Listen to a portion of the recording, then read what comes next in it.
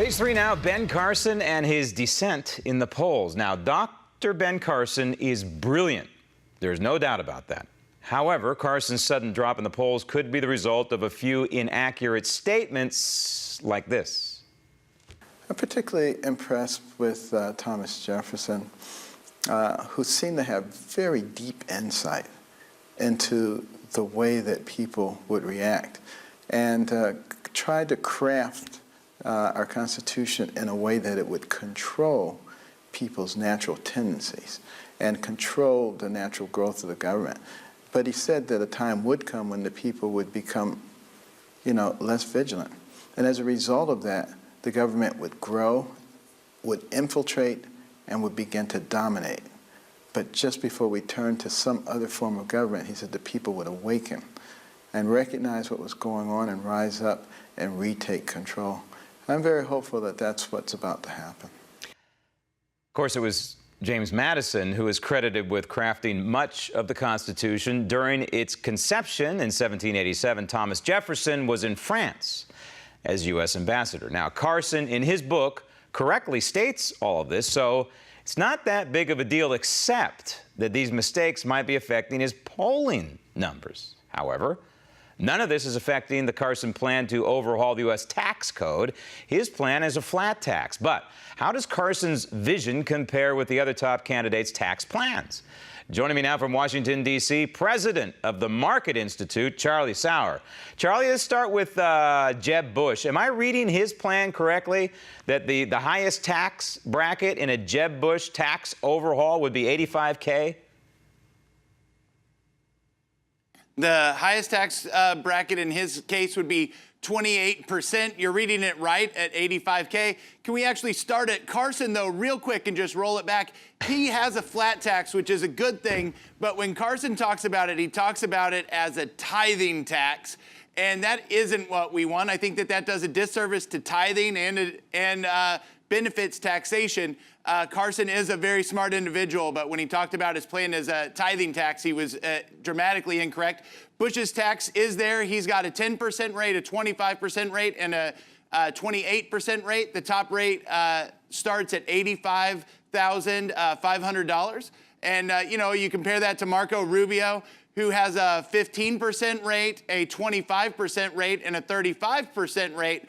That doesn't start, his 35% rate doesn't start until $150,000. And I think that you see that the differences really aren't that dramatic. So Bush drops the rate down and drops that top rate down a little bit. Okay, so they both have three tax brackets that they want to overhaul the system and reduce it to those three. Obviously, different rates are involved. Obviously, different top brackets involved here. But I think the key thing here is that they're essentially working within the system. And I don't know what it does, Charlie, to the tens of thousands of pages of the IRS code. I mean, it doesn't seem to completely overhaul the thing. It just seems to kind of work with the junk that we have now. They are working within the system, but that's exactly what Reagan did in his 81 and 86 tax reforms. I think that did something. It triggered a whole worldwide phenomenon of tax change.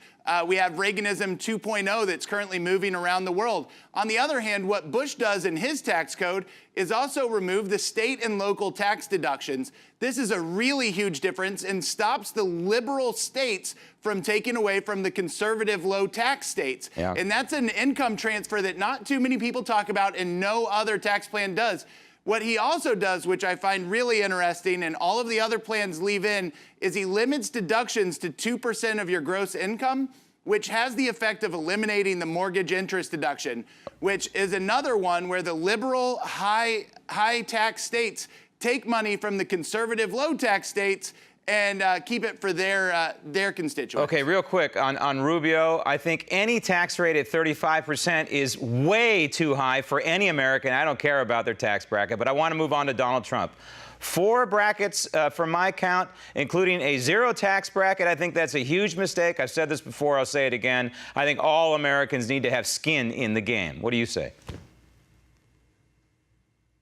I say that when Americans have skin in the game, I think it's better. I think Americans, a lot of us already have skin in the game when you're paying sales taxes, when you're paying property taxes, when you're paying other taxes. But I count Donald Trump's plan as 3 tax brackets, the same as the Rubio and the Bush plan. And it's generally agreed upon that he cribbed the Bush plan when he wrote his plan. It's a good tax plan. I mean, but the 0% tax rate really exists for everybody else, too. But it also plays into the Communist Manifesto, of course, as a graduated a tax system to harm the people of a society. And that's what we have now, and that's what those first 3 plans are. But then you move to a Ted Cruz, and it's a 10% flat tax, but he allows for some deductions. And I think this is the slippery slope that slides us into tax hell. And that is, as soon as you allow for 1 or 2 deductions, you know down the road Congress is going to add further deductions. I think there should be a flat tax,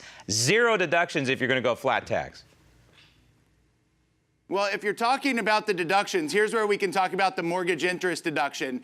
The mortgage interest deduction, just so that people understand, if you look at a paper by Ike Brannon, he goes in his hometown in Illinois, only 8% of the people claim the credit. It's over 50% in Nancy Pelosi's district. The average that they claim in Nancy Pelosi's district is over $50,000. In his suburb of Illinois, it's less than $10,000. That's a 70 times difference. And that's what happens when you allow these deductions to go. And that's exactly what you're pointing to. But what the flat tax is, and Santorum has a flat tax plan, Rand Paul has a flat tax plan, it's a consumption plan. And that's really, when we're getting into good economics, we're talking about consumption taxes. I don't think that the flat tax is something that can be implemented through the current Congress. But if it could, the consumption tax is a good tax plan. Well, I think that, speaking of consumption tax, I think the Huckabee tax, his is a true consumption tax, a national sales tax. In my opinion, that's the way to go, because then you hit all Americans. I think you exclude food, in my opinion, but you hit all Americans at that. I think it's 23% he's talking about. Out of time, Charlie. Thanks for the numbers. Coming up next, stop the tape. Obama promoting their civil society while destroying ours. Also ahead, breaks in the Democrat ranks. I'm concerned that we don't have the time and we don't have years. We need to be aggressive now.